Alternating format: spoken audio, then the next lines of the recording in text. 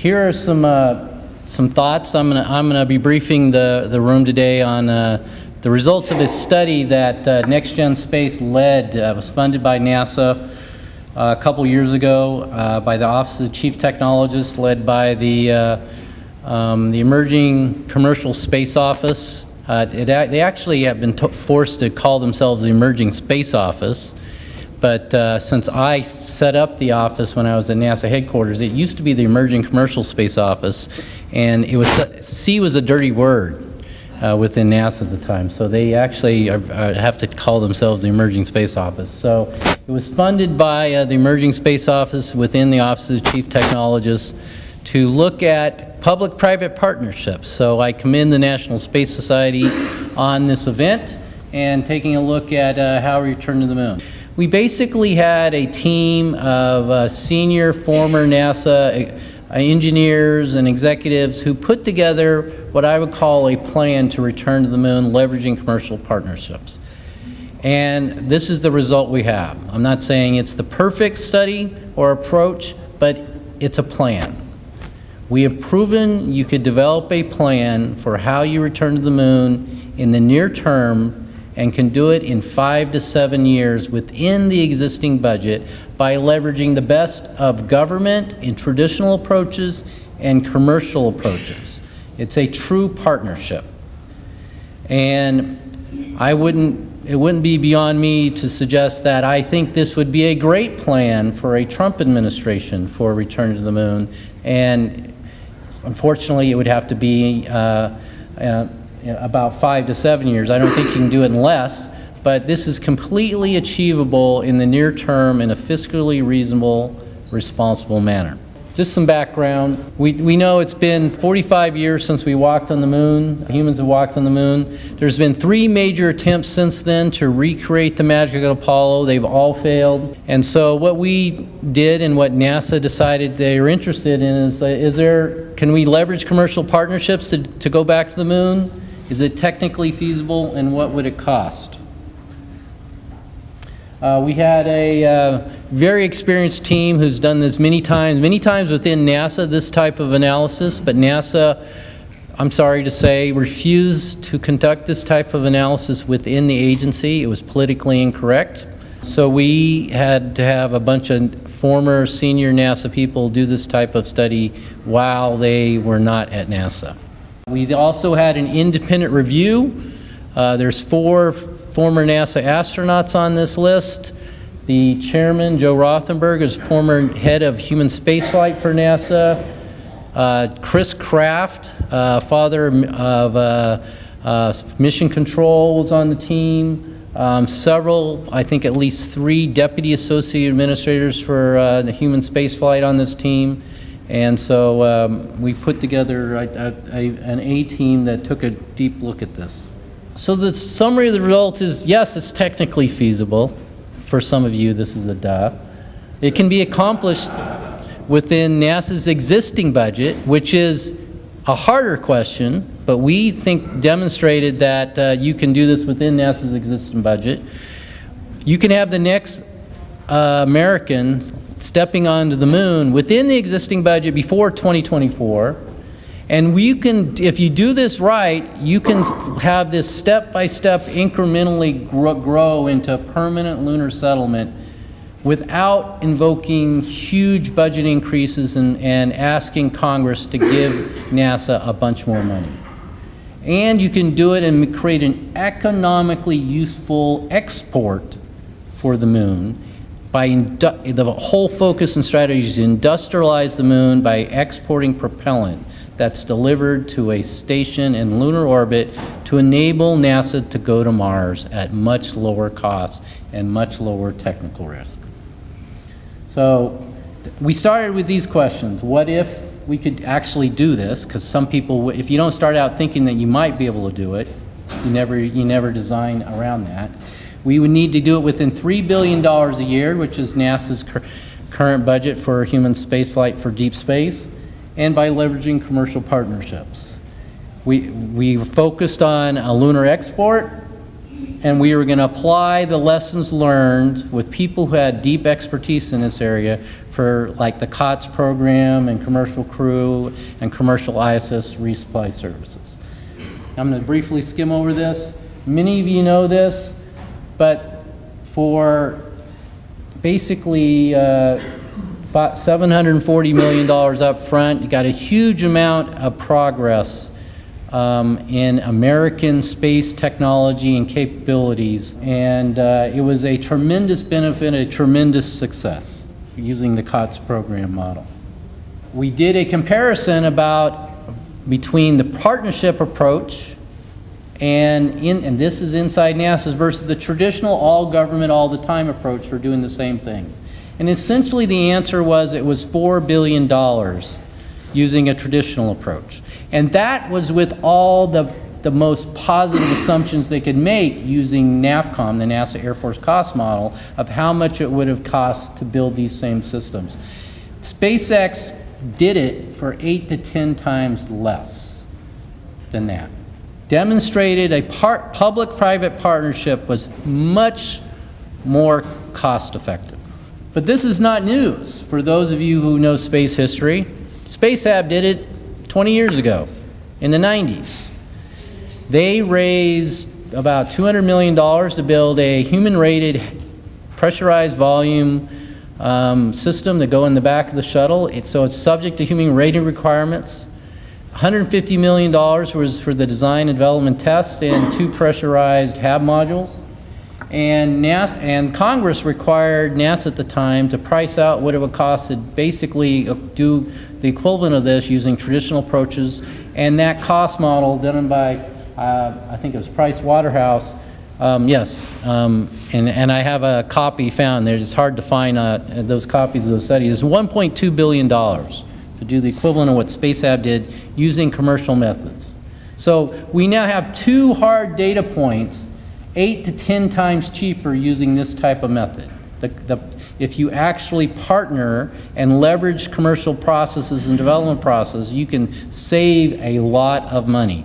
Now, most people lose track on what that actually means and get confused by that. So we could have an entire session just on what this means and does not mean, because there's wrong ways to do it as well. So we did a evolvable lunar architecture for this study. It starts out with Earth orbit rendezvous and propellant transfer and storage. So propellant depots, you incrementally develop step by step reusable elements and insert them, and you have 3 phases. First phase is kind of like your early Gemini program. You have a landing on the equator and demonstrate you can get to the moon and have the lowest risk, lowest cost humans return to the moon. Then you take those same systems, you put that lunar lander that you did for on the equator, you have them land at the pole where you're starting. That's your real target, but that's harder. So phase 2 is you're landing humans at the poles, and you're also doing ISRU with robotics at the poles, and you're developing the technologies to mine the moon in phase 2, and in phase 3 is when you set up a permanent base at the poles to mine the lunar poles. So we incrementally, step by step, and in great detail, how you would do this strategy and plan and costed out the whole thing. We're going to leverage these commercial partnerships. It's going to be totally privately owned and operated base on the moon. NASA will be the primary, like a primary income customer. We actually think this needs to move to leverage our international partnerships, and so we did a lot of analysis on the best way to do that. I have a couple charts, I'll briefly mention that. But all of this analysis assumes it's privately owned and operated with COTS-like partnerships and services purchases led by NASA with other international partners as well, but we didn't get into the details of how you actually do that, and leveraging and using near-term technologies to the maximum extent possible. So I'm not going to go into this, but this breaks down the 3 phases across the columns are phase 1 is where you're going, and phase 2 is the pink is the technology, and the green at the bottom is the robotics that are kind of in parallel.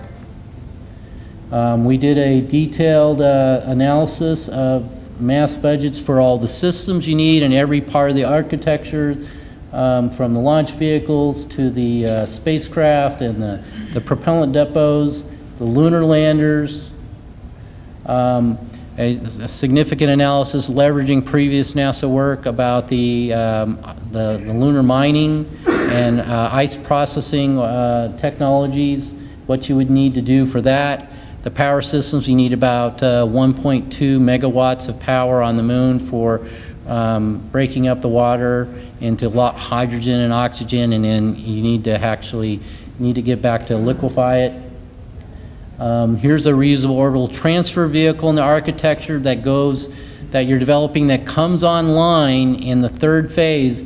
It's amazing how much different having the reusable lunar lander, that's a large lunar lander that can go all the way to L2 or L1 and back to the pole, makes to the overall cost of operating the space. It made all the difference in the world to have that be a reusable lunar lander. Here's your propellant depot that you have, say at L2. That's the recipient, it's where you deliver the oxygen and hydrogen. We did a whole safety mission analysis study led by Dave Chevron over here. If you're doing cost but you're not thinking about risk and safety, then you're actually sometimes can kid yourself in many cases and cut corners. You need to think about that. It's built in from day one. We did it step by step, a detailed plan of all the pieces you do and biting off a little risk at every point of the way. Here, another key consideration is in partnership is you need to think about which systems, if you're going to have private investment in this and private ownership and operation, is think about what are the things that drive up risk to the other partners. If the government's going to lead this, but it wants private industry to own and operate the thing, they need to put some skin in the game. And the problem is some of the ways you do this drive up the risks so much that they may not be willing or interested in participating. And so we looked at the broad system-level risk of incentivizing commercial investment in the moon and came away with a really innovative idea for, well, it's an International Lunar Authority that's modeled after the best features of CERN, which is a European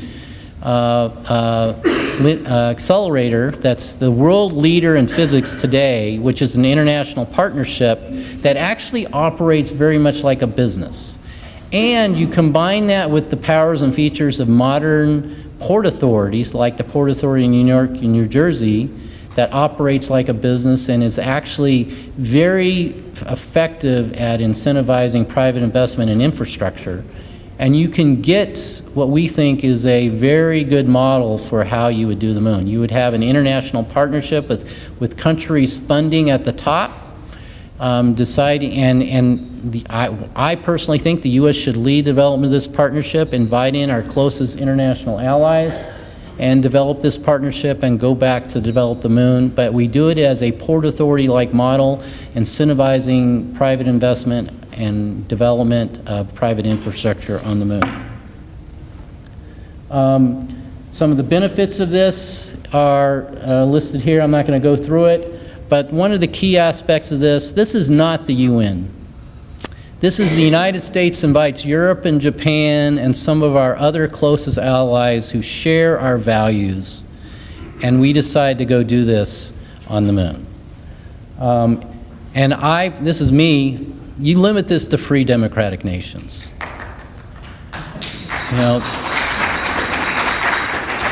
This is going to be the ultimate shining city on the hill, and if you want to send a message to every kid growing up in a totalitarian dictator across the world, and they look up the sky and they see the moon, and they know there's people living on the moon and they're led by free people. That is the best message you can send to the world. I think if China or some other country wants in that's not free, said, this is an olive branch. The moment you're a free democratic nation, you can join too. Or you can go do your own too, go ahead. So that's, I think that's the way we should do this. Here's the cost. We rolled up the costs of this whole strategy. You'll see over in about 6 years after the start where we get the striped blue lines, that's where humans first step on the moon. And where the green starts, that's where we basically have a permanent lunar base. So you're cost constrained.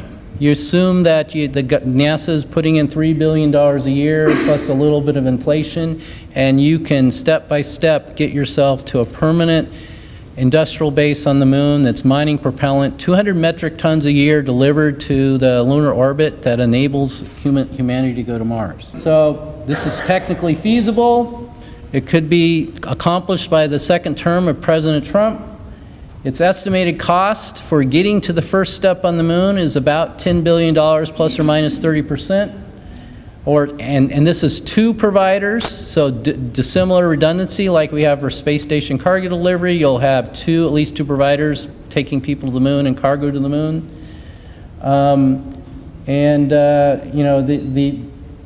Basically the cost of duplicating Apollo with 6 missions is at a few $1 billion more, because the cost per mission, the marginal cost per mission isn't that much after you start get going.